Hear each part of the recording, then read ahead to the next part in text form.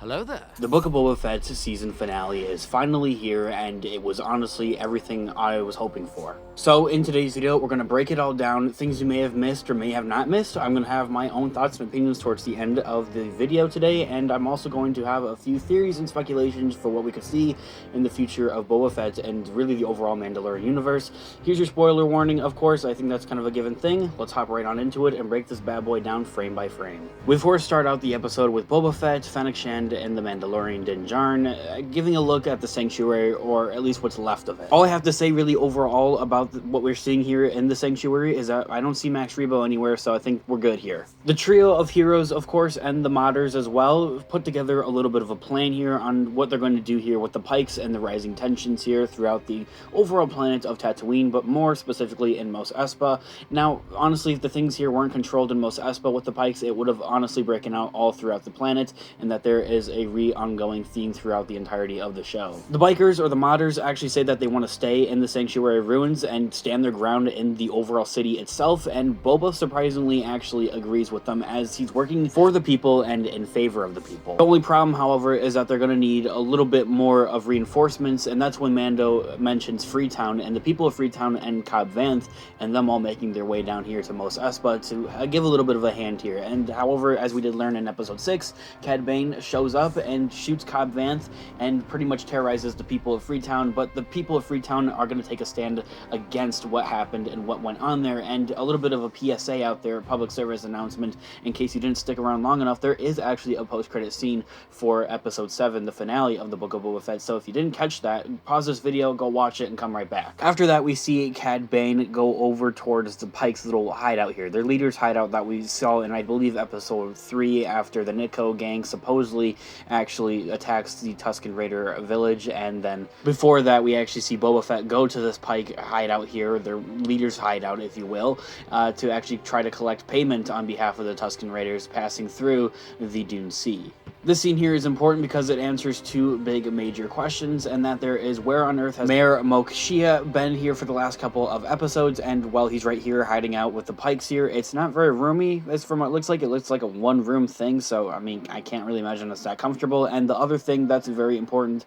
that we learn here is that who Cad Bane is really working for. Of course, there is a fair amount of theories and speculations and all of the above going around for the last couple of days here that, you know, Cad Bane would really be working for Crimson Dawn, but that doesn't seem to be the case, and that it is indeed actually the Pikes. Unless for whatever reason the Pikes were actually working for a bigger figure that was behind them, that there could have been Crimson Dawn, and this is something that would have been revealed in a season 2 of the show, or just the overall future of the Mandoverse here, Mando season 3, or whatever the case may be. However, I just think it's very unlikely. Of course, after all of that amazing stuff goes on there, we get the official reveal of the title name. It's called In the Name of Honor. I think it's referring towards Mando more or less, and towards Boba as well, and his legacy, and him having honor for being, you know, kind of like the new mayor of Mos Espa now. So after all that, we see an X-Wing, not any X-Wing, of course it's Luke Skywalker's X-Wing, headed towards Mos Eisley here, more specifically towards Peli Motto. And of course we're all expecting to see Luke Skywalker inside the X-Wing, except there's a slight bit of disappointment. It's only Grogu, and R2 is actually on an autopilot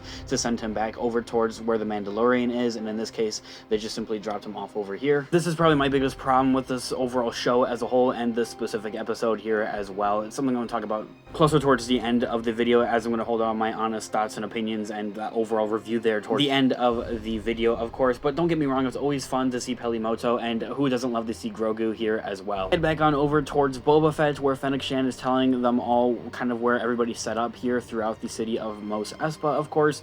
And then, of course, Boba's droid comes on in and tells him that he has a visitor waiting outside, and it's none than other than Cad Bane, of course. And what a lot of you Clone Wars fans are thinking that we're going to see the rematch here of a century, of course, from that deleted Clone Wars arc back way in the day, of course. It's something I've discussed in previous videos here on the channel as well. But essentially, the reason that this is so symbolic and so important to a lot of Star Wars fans is that we pretty much got this same exact thing way back in the day with the Clone Wars, except it was an unfinished Clone Wars arc where basically Boba Fett, or a younger version of both these characters, Cad Bane and Boba Fett, were showing down in this kind of Western style, much like we saw in the previous episode going down between Cobb Vanth and Cad Bane. The scene here, of course, is important because Cad Bane reveals the truth of what really happened and went on here with the Tusken Raiders, and he tells him and reveals to Boba Fett that the Pikes were indeed the ones that actually had done it, and furthermore actually framed the Nitko gang of bike riders. Honestly, I'm not 110% clear on the entirety of the reason of why they would do this, such a thing here, but of course it seems that the Tusken Raiders are dangerous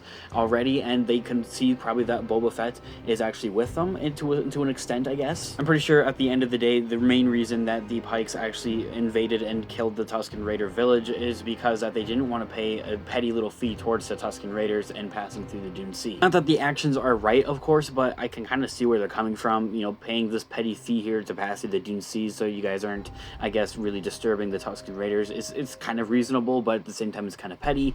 It doesn't necessarily mean that you have to frame the other guys, because then you kind of, I guess, just look cheap at it. Of course, this probably affected a lot of you Star Wars fans. It made Boba very emotional, and of course, when you're emotional, you're the weaker dueler, you're the weaker fighter. It's something that kind of calls back towards Jedi and their practices, and it can also be kind of called back towards just everyday normal, I guess, people, fighters, warriors, whatever the case may be. Fennec is able to talk him down from it. It's just not the time, it's not the place. We don't have the time for this. We don't really have the resources for that at this time. They can't really put up with the shooters and the snipers that Cad Bane also has set up there in the back and behind him, so, you know, Fennec Shan's able to talk him down from it, and then Cad Bane kind of just walks away and they all go in their separate ways. Now that there, of course, is where I guess the real action really picks up, but this is where the real action picks up, as Boba receives a call from the modders that says that the villagers and that the civilians are actually attacking them. What we thought to be civilians, at least. These are the warriors of the other different districts of Mos Espa, and they didn't necessarily remain neutral as Boba Fett wanted and intended, and now they're actually teaming up with the Pikes, and they're attacking against Boba Fett and his really overall syndicate of Boba's palace. It's definitely not good news, and this year is all-out war is now breaking out. Rest in peace for these poor green guys falling off of a cliff to their doom. We then see that more Pikes are actually arriving outside of the palace here. They're kind of just standing out there and kind of holding Boba and Mando, and then the mayor's major domo as well, who's kind of just been hanging out with Boba and the rest of the gang for these last couple of episodes here as well. He's definitely very funny, don't get me wrong. At first I thought he was very, very annoying, but throughout the entirety of the series, believe it or not, he's actually kind of funny, and he's actually kind of nice to have around. This scene right here is important because it's a bonding moment between Mando and Boba Fett, which is honestly very, very nice. The two being Mandalorians. The two talk it up, and Boba even asks, are you gonna leave, or you can just go out the back door and you can get out of here, live your life, whatever type of thing. And he says, no, I've kind of made a promise here, and I'm gonna keep my word. I'm sticking with you to the end, and it's an emotional kind of brotherly type of moment. It's a this is the way kind of moment, which is very nice in building towards Mando and Boba Fett's characters here that hopefully we'll see stick around together here for future seasons and episodes of the Mandalorian universe, hopefully Mando season 3. So the two actually come up with a little bit of an idea why Fennec Shan runs off to go help out the modders, and they're all kind of stuck up in there. They send out the mayor's major domo out there to have a word with the Pikes, kind of as a representative and a speaker. It is what he is, after all. Of course, we're seeing that the Pikes don't like this any bit, really. They're just not buying it. They think it's stupid, and this is honestly a perfect moment because it buys Boba and Mando enough time to actually prepare themselves to blast up into the sky and take on these Pikes and start blasting at them and shooting it up, and we get some major action here from this point on for like the next, pretty much the rest of the episode. I feel like it's just a whole bunch of action going on, which is very, very awesome because it's Star Wars, and who doesn't love action? I mean, it's just awesome. To see this duo of Boba Fett and Mando actually working together is honestly, for one thing, I think absolutely amazing. Something we've never really seen on the screen yet. I think the closest we got to this was back in season 2 when they first, or rather brought back Boba Fett's character here into the Star Wars franchise and universe, is when they're fighting off those stormtroopers. And honestly, furthermore, on top of that, this is the high praising moment that a lot of people are praising this episode for. This is where our Boba Fett really came back. He wasn't soft anymore, and this was the ruthless Boba Fett that we saw back in The Mandalorian Season 2, who was just knocking down these stormtroopers and killing everybody. So definitely an A+ on my side of things. I thought that this was just an absolutely amazing, amazing fighting sequence. Reinforcements do finally show up here from Freetown Cobb Vanth's people here, and they're kind of sticking it down here with Mando and Boba, and then we also see that Fennec Shan and the modders also return here, and then we also even see Black Chrysanthemum also show up and make a comeback. Apparently so, there's actually a deeper explanation and deeper meaning into this whole idea of Black Chrysanthemum being able to take so many different hits and getting shot so many different times here, of course, but not only the reason that he's a Wookiee and Wookiees are extremely tough, but believe it or not, Blacker Sanson himself is actually quote-unquote a modder and actually has different cybernetic and kind of those robotic and cybernetic parts. This actually allows him to be able, of course, to take more hits and actually be more ruthless and like pretty much just like a human walking tank. Well, not human, but you guys get the point. So, of course, they're all blasting, and there's a ton of action here going on. It seems like the Pikes are finally starting to kind of die off in forces and kind of starting to actually fall back and retreat until these big, giant, walking robot shields essentially show up and start making a whole lot of havoc and trouble here to kind of further their scenario here. They're actually called Scorpenic Annihilator Droids. It's a pretty cool name, and they're actually unused concept art from back in 2002, Attack of the Clones. They look very similar towards a prequel-era type of machinery or something that you would see from the prequels, and they look very similar to droidicas. I'm not completely sure why, but they also kind of reminded me of the bad, like, robot droid thing that we saw in the Incredibles movie. Of course, these droids are causing a whole lot of havoc and a whole lot of trouble here for our heroes here, of course, and so they make a plan up here. They tell pretty much everybody else, the Freetown people, the modders, everybody else, to kind of just run away. Get out of here. This is not safe. You're gonna have to have some Beskar armor and able to take these guys on. So Boba and Fennec are kind of manhandling these guys, kind of just kicking off of these guys, each other here at that, and taking on these guys, holding them down. And Boba says, this isn't working. I'll be right back with some more reinforcements. So he just blasts off in his jetpack. Pretty cool, of course. And then we'll see him in just a few moments. Those few moments, we see Mando taking on these droidica things, of course, and he's even using his darksaber to try to penetrate these unbearable, unbreakable shields. And of course, we're also seeing that the Freetown people and all of the fighters are kind of making their way away and getting out of there. And while Mando is actually trying to run away from these guys, he actually runs into Pelimoto, who is coming to return Grogu towards him. In a comedic way, she of course is warned to, you gotta turn around and get out of here, and he hops onto the back of their little robot car buggy type of thing here, and inside of that buggy thing is the one and only Grogu. Reuniting here with Din Djarin and Grogu. It's a very, I guess, semi-emotional thing, and this is kind of where my problem does play in with this overall episode, and honestly the overall series, is these forced in, I feel like, scenes here, no pun intended, as enforced, with Grogu and Mando and Luke Skywalker. Don't get me wrong, of course they're very awesome and they're very, very cool to see, but it's something that they honestly should have saved for Mando Season 3, and at that it even kind of defeats the emotional and amazing moment that we had of Luke Skywalker and the Mando Season 2 finale. I'm going to talk a little more in depth about this in a separate video, but you guys kind of get the point. Now, after all of that, we get an incredible scene. This is honestly a huge highlight in the overall series, this overall episode, and something that I've been looking forward personally for these last couple of months. If you guys here have been following the channel long enough, you would know that there was actually leaked concept art here of Boba Fett riding a Rancor through the streets of Mos Espa, and wow, it actually came true, and it's absolutely amazing. I guess is in episode 5 and episode 6 where we spent a huge majority of the time away from Boba Fett as overall as a character. He was probably out and about learning how to actually ride his Rancor, and it really truly did pay off, although I wish we kind of had a few scenes of him training and actually practicing riding the Rancor. I think would have been very cool, but he's able to use the Rancor and they just destroy these robots like it's absolutely nothing. Totally badass, and I loved it. Speaking of badass, while it's all done and the smoke is kind of settled here, we see Cad Bane return once again, shooting a little bit of a flamethrower up in the Rancor's face to kind of scare it away and shove Boba Fett off of its back. As I had mentioned earlier on in the video and in previous videos, we're about to see and witness an absolutely crazy rematch of the century here. Boba Fett versus Cad Bane in a Western style showdown here, something that's ripped directly from the Clone Wars unfinished arcs and episodes here, and we had seen it in episode 6 between Cobb Vanth, Cad Bane, and we almost saw it at the beginning of the episode, Cad Bane versus Boba Fett, and it's back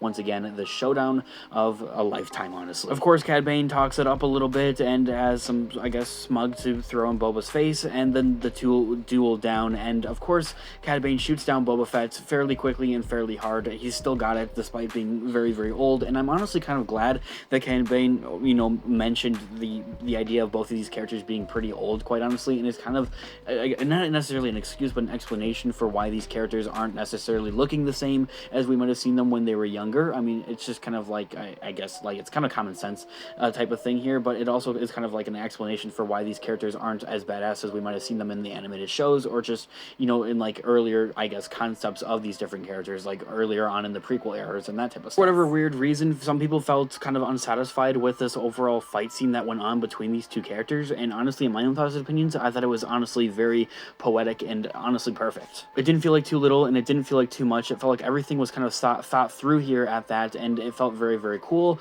and I absolutely love this instant callback here towards when we see Boba Fett using the Tusken spear that he had from the Tuskens on Cad Bane to actually supposedly kill him. And I have my theories and suspicions on that. I don't really believe that Cad Bane is necessarily dead. I'm going to talk about that in just a moment, but this whole idea of, you know, Boba Fett using the spear to stab and supposedly kill Cad Bane here is a very nice reference and callback towards the first couple of episodes of, you know, the Book of Boba Fett, with all the different flashbacks that he's having here with the Tusken Raiders and his time with the Tusken Raiders and how he's able to use their teachings in order to essentially save his life. It definitely wraps together those first couple of episodes neatly and together here with the final product here, the finale here. Now, I'm talking here about Cad Bane and him possibly still being alive. Now, after the whole thing is done and dead here and Boba Fett walks away, we get another shot here of Cad Bane, and we see and hear a little bit of a beeping that sounds a lot like a thermal detonator. This here is supposedly probably him maybe calling out to somebody that, hey, come pick me up, I'm kind of beaten up here, can you come get me? Maybe towards his droid or something like that, or his ship as like a meter or something. Somebody would hopefully come pick him up, maybe another bounty hunter like Boss. I'll probably have a future video talking about this, going a more little in depth about it. But anyway, we move on to what happened to the Rancor, and essentially it went haywire and it's now crawling around buildings and destroying everything. And when it's crawling up this tower here, I had a little bit of a meme about it earlier on in the video. It's directly, I guess, like ripped from when King Kong is crawling up the building here. The same thing for when he's holding Mando up and he's trying to eat Mando, but you know, you can't get through the Beskar. We then get a very cute scene here as all the people are running away. Of course, we get Grogu. He comes out, uses the Force to kind of, I guess, train its mind and calm it down and put it to sleep. We see a very similar thing happen in 2002 Attack of the Clones, Anakin does towards one of the, I guess, beast things in the Geonosis arena. Anyway, that's pretty much like the end of it right there. We then cut towards all the leaders here of the different districts here of Mos Espa. We have the Pike leader, and we also have Mayor Mok Shia, and all of them are kind of discussing what's gone on here. We've lost all of these different, you know, warriors and soldiers here. We got to do something, until, of course, Fennec Shan comes around and pays a little bit of a visit here towards these characters and just puts them all towards the end here and kills them all off. No politician or anything like that necessarily, but I'm pretty sure that there would make Boba Fett not only the ruler of, you know, Jabba's, you know, former palace here, but also now the mayor and, you know, leader and controller here of Mos Espa here as well. We then kind of close off into this, you know, closing scene. It's very, I guess, satisfying and fulfilling, I think is the proper word here, as we see all the gang here come together here, and they're all kind of sharing a moment here and chuckling and, you know, kind of, I guess, bonding here. It feels like an ending of like an early 2000s movie for some reason, but hopefully that we'll see all these different characters reappear here all together in a potential Boba Fett season 2, or just the future of the Mandalorian universe. Mando season 3, I think, would be very cool, and it's going to be cool to see these different characters kind of stick around and hang out with Boba Fett, I think, as well. As I had mentioned at the beginning of the video, there is actually a post-credit scene, and yes, my theory came true and came towards fruition here. Cobb Vanth is indeed still alive, as he's actually the one that's occupying and using Boba Fett's bacta tank here. And then we also pan over and see that he's about to get some cybernetic upgrades and parts, as we see the same guy that worked on Fennec Shand, that there being Thundercat the musician, who's very talented and awesome, of course, as well, about to get to work. Very fulfilling and very satisfying overall, I think, as a finale. There's, of course, all this different stuff going on, and honestly, I think there's two things that would have made this finale a whole lot better. I feel like if Luke Skywalker actually flew himself with Grogu towards, you know, Mos Eisley here to return Grogu, I think, for one thing, would have made a lot of sense and would have been a whole lot better. And the other thing would have been some type of better post-credit scene. Don't get me wrong, of course, it's amazing to have Cobb Vanth back and return here, but I feel like, just hear me out. Hashtag Mace Windu lives, of course. You guys know I'm on that side of things, so maybe potentially teasing at a season 2 or something from where we go on from there. However, at the same time, modern media, specifically towards Marvel movies, just always specify that, you know, post-credit scenes are going to always set up, you know, the future movies and what's to come next year. Why can't it just be something that's kind of more laid back and something a little more chill here that doesn't necessarily get you all pumped up and excited? And I think it honestly did that just perfectly. It always feels like at the end of the day, Star Wars fans, us all of course, always find something to complain about at the end of the day. Personally, my only other complaint here for this overall episode, but it also applies to the rest of the overall season, is this forced, I guess, no pun intended there with forced, but this forced forced kind of relationship here between Din Djarin and Grogu kind of reuniting here. It just feels rushed and forced and kind of just thrown in there so they maybe do more stuff here with season 3. Time is just kind of yet to tell. The big thing though for me is that it just didn't feel necessarily as special, and they honestly could have done a little bit better. As I had mentioned, they should have saved it for its own show, The Mandalorian season 3. Honestly, between all the different live action Star Wars shows that we have as of right now, Mandalorian season 1 and season 2, no hate towards The Mandalorian and all of that in season 1 of that show, but this here has to honestly be one of the best, I feel like, season 1s of any types of, you know, Star Wars shows out there in the live action spectrum of things, which as of right now isn't really that greatly huge. However, to be honest with you guys, I'm kind of still feeling myself around here. I'm kind of still, I guess, feeling it out here on what I'm overall really thinking about this overall show and this overall season. That's why I'm going to come out with a separate video here on the channel, so make sure you guys are subscribed to the channel and hit that notification bell if you haven't already to be notified when we do come out with future videos. I do plan out to make a future video here talking about the overall, I guess, season 1 of the Book of Boba Fett here as a whole here on the channel, which I'm definitely looking forward to. Of course, I want to know your thoughts and opinions down in the comment section down below, guys. What did you guys think about the overall series as a whole, the overall season 1 of the Book of Boba Fett? What did you guys think about the finale, episode 7 here of the Book of Boba Fett? Was it fulfilling? Was it satisfying? And do you think it completed all different types of story arcs that were overall set up here for the Book of Boba Fett? I'd actually love to hear what you guys all think in the comment section down below. The video if you enjoy, as it really does help with the channel, and check out Instagram, unofficial Star Wars, for more Star Wars related content, guys. Thanks so much for watching today's video. As always, may the Force be with you. I'll catch you guys in the next one. Peace out.